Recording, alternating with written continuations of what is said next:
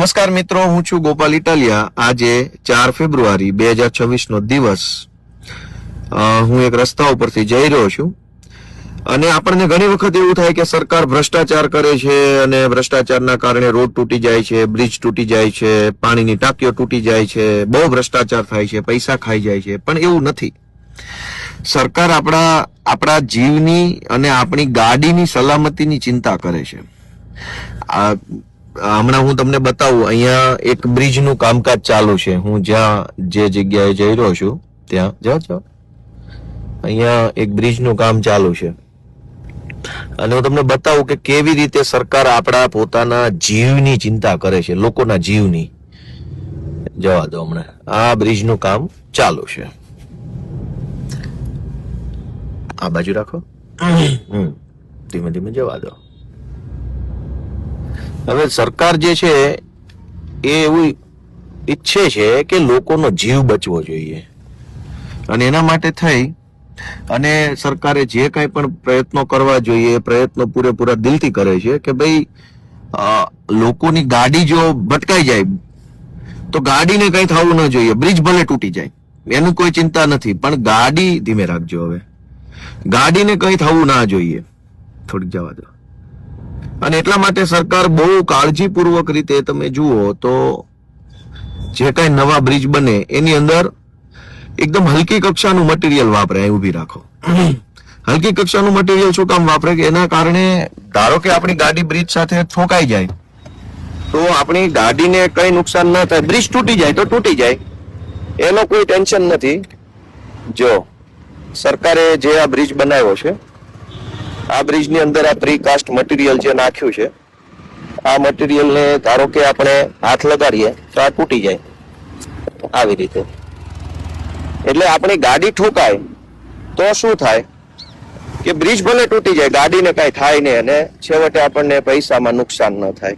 એના માટે આ બધી હલકી કક્ષાનું વાપર્યું છે। આવી રીતે હાથ અડાડો એટલે બધું તૂટીને નીચે પડી જાય। જો આ રીતે જે જગ્યાએ હાથ અડાડો બધું તૂટીને નીચે પડી જાય તો શું છે આ રીતે।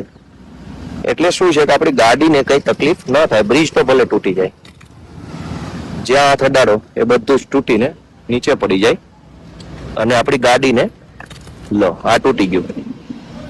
આ રીતનું આખું બધું ચાલે છે કામકાજ। કા ભાઈ આ બધું છે, બધું ગાડી તૂટે નહીં એવું। તો આ રીતે આવું હલકી કક્ષાનું મટીરિયલ વાપરે અને આપણી ગાડીને કઈ ન થાય એના માટે થઈને સરકાર શું છે મજામાં? તમે કેમ એટલા બધા ચિંતામાં આવી ગયા? કોન્ટ્રાક્ટરની ચિંતા તમે માથે લઈને ના ફરો મારા વાલા। જો આ બધું આ તૂટી જાય એવું છે, જ્યાં હાથ અડાડો એ બ્રિજ આખો તૂટી જાય એમ છે।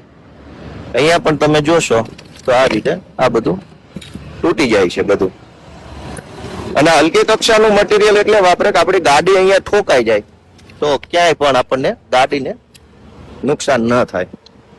અહીંયા તમે જોઈ શકો છો આ હલકી કક્ષાનું છે, હાથ અડાડવાથી તૂટી જાય।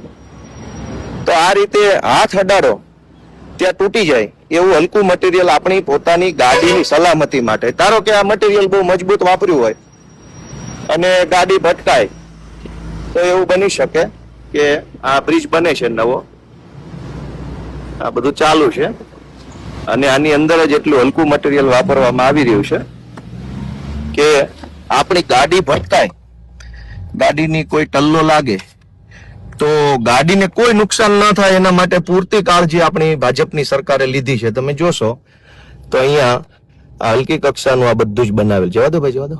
આ હલકી કક્ષાનું બધું બનાવ્યું છે અહીંયા। અને હલકી કક્ષા એટલે એવું નહીં માનવાનું કે આ ભ્રષ્ટાચાર છે કે અહીંયા પૈસા ખવાઈ ગયા છે કે એવું કશું નથી। માત્ર ને માત્ર જોરથી ગાડી ભટકાય અને ધારો કે બ્રિજનું મટીરિયલ મજબૂત હોય તો આપણી ગાડીને નુકસાન થાય, માણસને નુકસાન થાય, પણ મટીરિયલ હલકું હોય તો બ્રિજને નુકસાન થાય। બ્રિજ તો સરકાર બીજી વખત પૈસા ખર્ચીને કરોડો રૂપિયા બનાવી નાખે, પણ આપણે તો ગરીબ માણસો છીએ, આપણે ક્યાં બીજી વખત આપણી ગાડી લઈ શકવાના હતા।